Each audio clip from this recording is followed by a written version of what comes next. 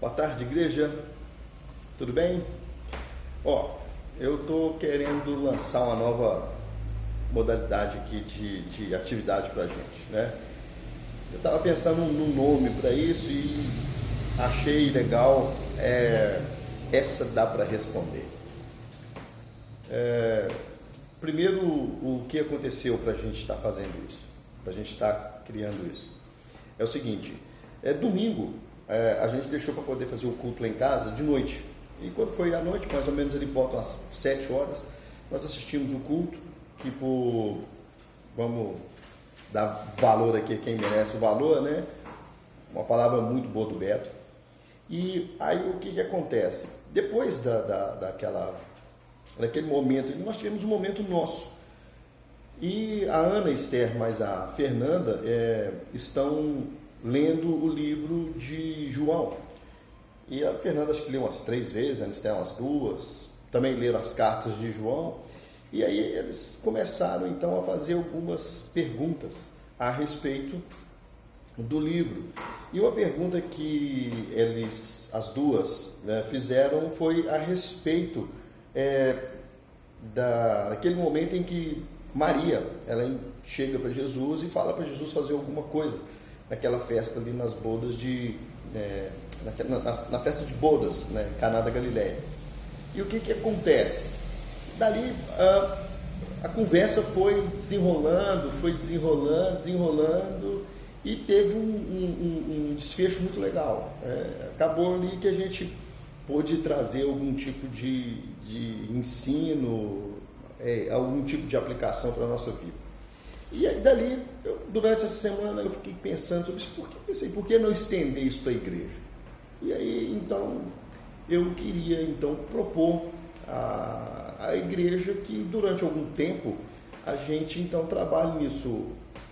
Essa dá para responder, porque essa deu para responder, mas pode ser que tenha outras perguntas que não dê para responder. Então eu queria deixar essa dica para a igreja, e eu queria também hoje à noite colocar essa meditação, esse questionamento para os irmãos à noite ali, poder ter um tempo, né, com seus familiares e acrescentar algum tipo de conhecimento àquilo que você já tem. E o meu propósito é fazer a mesma coisa que a gente fez no domingo. Acho que pode ser legal. Bom, é um período curto, até porque vocês podem ver aqui, eu estou no meu ambiente de trabalho, mas assim, não estou matando serviço, nem hora de serviço não, a gente é crente. E eu queria sugerir então, nesse período, que a gente pudesse então compartilhar aquilo que a gente viu no domingo lá em casa, ok? Então, essa dá para responder. O texto que a gente vai utilizar aqui é um texto que está em João, capítulo 2, a partir do verso 4, ok? Então, aqui, nós vamos ver o texto aqui, na Bíblia, diz o seguinte, João 2, 1. No terceiro dia, houve um casamento em Caná da Galileia. A mãe de Jesus estava ali. Jesus e seus discípulos também haviam sido convidados para o casamento. Tendo acabado o vinho, a mãe de Jesus lhe disse: eles não têm mais vinho. Respondeu Jesus: que temos nós em comum, mulher? A minha hora ainda não chegou. Bom, eu sei assim que tem muita gente que me pergunta, ou já vi também questões a respeito dessa palavra de Jesus com Maria, mãe dele. Não, mas Jesus foi muito rude, né, com a mãe. Jesus foi muito grosso com a mãe, meio que sem educação. Por que ele falou assim com Maria? Maria era sua mãe. Bom, o objetivo aqui, a gente tem como objetivo, ele é triplo. Aqui a gente vai ver quem era o pai de Jesus e a autonomia de Jesus. Essa é a primeira coisa. A segunda coisa, nós vamos ver o que acontece entre Jesus e Maria. E a terceira coisa, a gente vai ver Jesus e o seu ministério. São 3 coisinhas rapidinhas que a gente vai ver aqui. O objetivo é apresentar, então, a autoridade de Jesus sobre tudo e sobre todos.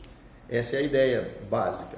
Apresentar também a submissão de Maria ao Senhor e identificar a nossa submissão ao Senhor, porque também não faz sentido a gente ficar explicando um monte de coisa e não explicar para que serve também, né? Como é que nós vamos utilizar isso no nosso dia a dia. Bom, cenário. O que a gente tem aqui? Por que Jesus respondeu a um pedido de Maria, sua mãe, de uma maneira supostamente rude? A gente tem um cenário. Qual que é o cenário? Vamos lá. Aparentemente, Jesus ele era responsável pela família, né? Na cultura oriental, o que ocorre? O homem, ele é sempre o pilar, né? Nunca a mulher, é sempre o homem. Então, na ausência do pai, normalmente o filho mais velho assumia a condição de responsável, né? Ele era o primogênito, então ele caminharia ali tomando conta dos negócios e da família, ou seja, ele seria o chefe da família, a autoridade da família. E o que a gente tem aqui? A gente não tem nada que diz que ano que José morreu, o pai de Jesus, né? Que ano que ele morreu, ou como que ele morreu, que forma que ele morreu, se ele não morreu. A gente não tem nada. A última aparição que a gente tem de José está no livro de Lucas, no capítulo 2, quando Jesus entra no templo, começa ali a discutir com os fariseus e os escribas, os mestres da lei, e João e Maria voltam para casa. De repente, eles dizem, cadê João? Cadê Jesus? Aí eles voltam para buscar Jesus. Essa é a última vez que a gente tem algum contato com João, com José, nas escrituras. Então, um outro fato interessante, esse casamento aqui, ele foi feito em Caná da Galileia, e onde foram convidados, segundo as escrituras, a família de Jesus e os discípulos de Jesus. Então, se José tivesse vivo, ou se ele fosse o responsável da família, certamente José seria mencionado ali no texto, né? Então seria, talvez o João diria, né? José e sua família foram chamados, né? Mas não tem isso, não está escrito isso. Então, provavelmente, esses dois fatos podem dizer, então, por que Jesus tomou a frente na iniciativa e por que Maria buscou Jesus para fazer alguma coisa ali, né, naquele momento. Então, Jesus provavelmente era o responsável da família, era o responsável, era a autoridade do lar. A segunda coisa que a gente vê que Jesus é a autoridade do lar é a postura de Maria, né, que diz ali assim, ela foi até ele e disse, olha, eles não têm mais vinho. Então, ou seja, mais ou menos você está na casa de alguém, você, sua esposa, né, pra gente que é casado, né, de repente sua esposa chega e fala assim, vou dar um exemplo meu e da Fernanda, né? Vamos supor que a gente está na casa de uma cunhada nossa, acaba alguma coisa, a Fernanda diz, nossa, acabou tal coisa, o que você vai fazer? De repente eu não tenho nada para poder fazer. Então a ideia é mais ou menos essa, da interpelação de Maria. Maria não tinha nenhum tipo de intenção de falar para Jesus fazer alguma coisa. Então Jesus ele não estava ali numa figura de obediência a Maria, certo? Ele era o arrimo, ele era a pessoa responsável pela família. Bom, a segunda coisa que a gente precisa compreender também é a palavra mulher. Na versão aqui que eu acabei de ler, ele diz assim, que temos nós em comum mulher. Mas as outras versões, as versões mais clássicas, elas dizem assim, mulher, que tenho eu contigo? Então, ou seja, a palavra ali é mulher. Essa é uma palavra que pode parecer para a gente uma palavra rude. Entretanto, essa não é uma palavra rude, mas ela tem por característica o distanciamento, entende? Então, seria mais ou menos tipo, vamos tentar trocar essa palavra com uma outra palavra para a gente poder compreender isso. É como se o Beto e a Estela estivessem conversando e a Estela falasse assim com o Beto assim, uai Beto, você não vai chamar o Uber não? Ele fala assim, o que tem a ver com isso? Entende? Essa palavra, mulher, é uma palavra que dá um certo distanciamento. O que Jesus queria fazer? Jesus queria tirar o nível familiar porque Jesus iria fazer uma coisa muito importante naquele momento. Então ele não queria dar ao entendimento para todos aqueles que estavam ali de que ele estava seguindo ordem de uma mulher. Então ele quis fazer o seguinte: ó, peraí, ô mulher, né? Igual você fala com um vizinho, né? Ou dona fulana de tal, né? Ou seu José. Isso quer dizer que você está tendo uma atitude de respeito, uma atitude de distanciamento.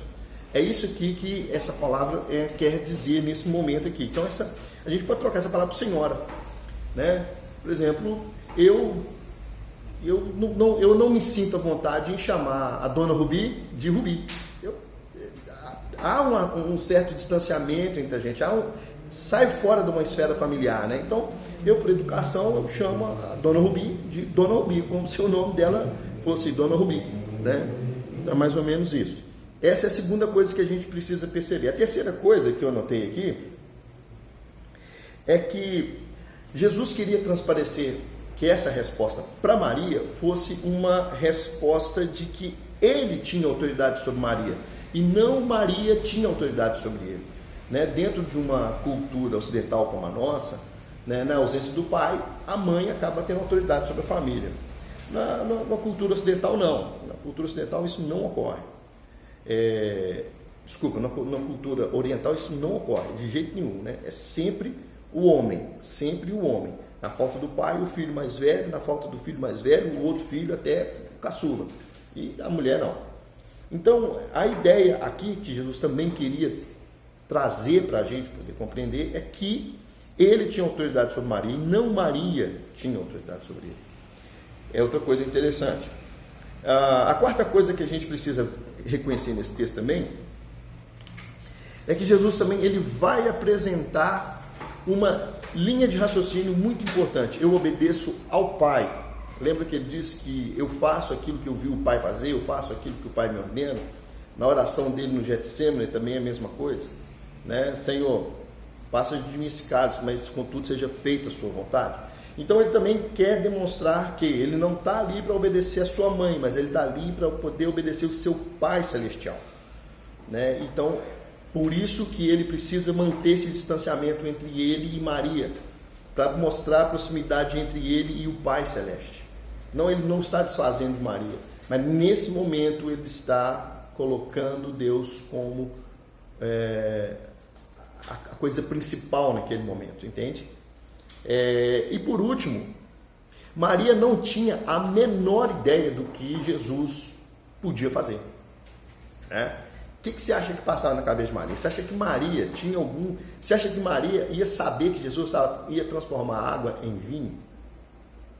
Absolutamente. Ela não tinha a menor capacidade, até porque este aqui é tido como o primeiro milagre de Jesus. Não há outro milagre. Então Maria, ou seja, Jesus ainda não tinha começado o seu ministério, ele ainda não tinha feito coisas extraordinárias, então Maria não tinha a menor noção do que Jesus podia fazer. Isso aí foge àquela máxima católica, né, de origem católica, de que Maria intercede pelos homens junto ao Filho. Não tem a ver, ela não sabia, ela não tinha a menor ideia do que ele podia fazer. Então, e o que Jesus viria fazer? Por que Jesus transforma a água em vinho? Exatamente por isso que ele vai dar um distanciamento entre ele e a mãe dele. Ele queria demonstrar para a gente a grandeza do que ele ia fazer. Veja bem que ali está dizendo que as pessoas trouxeram aqui, ó, versículo 6, diz assim: ali perto havia 6 potes de pedra, tipo usado pelos judeus para as purificações cerimoniais. Então aqueles ali eram as talhas da purificação. O que acontece? Quando você ia participar de alguma coisa, de alguma festividade, cerimônia, você tinha que se purificar. Era a purificação dos lava-pés, lava-mãos. Então, ou seja, aquelas talhas que estavam ali com aquelas águas, era para poder purificar. Então, os convidados, eles ao entrar nas casas, o que eles tinham que fazer? Eles tinham que pegar aquela água ali, lavar as suas mãos, os seus pés, em sinal de respeito, estariam cerimonialmente purificados. E o que Jesus pede para poder fazer? para esvaziar aquelas talhas, botar água nova ali dentro, naquelas talhas, e ele transforma aquela água em vinho. Então aqui a gente tem uma ideia do que Jesus estava fazendo, de uma maneira profética. Ou seja, aquela água que eles tinham que utilizar todos os dias para poder se purificar, Jesus ia transformar aquela água na nova aliança. Lembra que ele disse que o sangue, o cálice seria a nova aliança no seu sangue? Então, ou seja, você não precisa mais ser purificado com essa água, você vai ser purificado por esse vinho. Este vinho agora vai te trazer uma purificação eterna. Então, ou seja, era profético. Ele estava falando, aquilo ali era o seguinte, era a ordem antiga. Qual é a ordem antiga? Lave as suas mãos e os seus pés para você estar purificado. Qual que é a ordem nova? Esteja em Cristo, lavado pelo seu sangue. Então, exatamente isso que ele estava fazendo, era algo profético. Maria não tinha como compreender isso. Maria não tinha possibilidade nenhuma de compreender o que estava acontecendo naquele momento. Então, ela não é intercessora. Ela não pode fazer alguma coisa se do céu não for revelado. E isso não tinha sido revelado a ela. Mas Jesus sabia. Ele tinha presciência do que ele tinha que fazer. E naquele momento, Jesus já começa. O primeiro anúncio de Jesus para os homens é: eu sou a nova aliança no meu sangue. Eu sou a nova aliança que te purificará. Eu sou a purificação dos homens. Só através de Jesus nós temos a salvação. Então Jesus ele não foi rude com Maria. Jesus ele não foi mal educado com Maria. Ele apenas quis mostrar para Maria: olha, mulher, você tem que estar no seu lugar, porque eu tenho que estar no meu lugar. Porque o que eu vou fazer agora, você não sabe. Mas eu sei aquilo que eu tenho que fazer. Então Maria responde: façam tudo aquilo que ele disser e não aquilo que eu quero. Seja feita a vontade dele e não a minha vontade. É o que ela diz na sequência. Sua mãe disse aos serviçais: façam tudo o que ele lhe mandar. Tá bom? Respondido essa aí? Espero que você possa ter gostado disso aí. Caso você tenha alguma pergunta e queira uma resposta, talvez aquela pergunta que você há muito tempo, né, nunca me responderam essa pergunta, e de repente você pode colocar aqui e a gente pode conseguir sanar a sua dúvida, tá bom? Qualquer coisa, se você quiser, vai lá no WhatsApp, no meu particular ali, e põe ali, ou então pergunta mesmo para o Beto, né, e a gente pode criar um nível de discussão bacana e procurar trazer para você aqui de uma maneira rápida. Não vai ser ali quase 20 minutos, porque eu tive uma introdução para poder explicar o que eu estou fazendo. Tá bom? Fica com Deus aí e deixa eu voltar a trabalhar. Um abraço para todo mundo, que o Senhor abençoe vocês. O Senhor é conosco. Amém?